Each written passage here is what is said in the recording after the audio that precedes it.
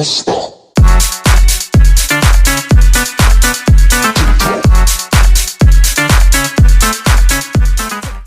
up mga paps? Ngayong araw nga ay ipapa-change oil ko ang ating Honda Click at PCX. Gusto ko lang mag-share sa inyo ng konting knowledge at tips.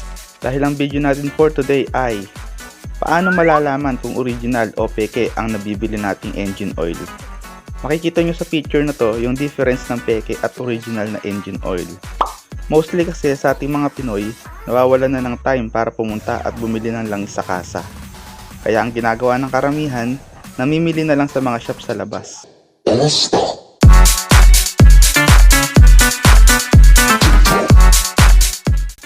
Disclaimer lang po, ang purpose po ng video na to ay para ipakita sa kapwa natin motorista yung pinagkaiba ng peke sa tunay.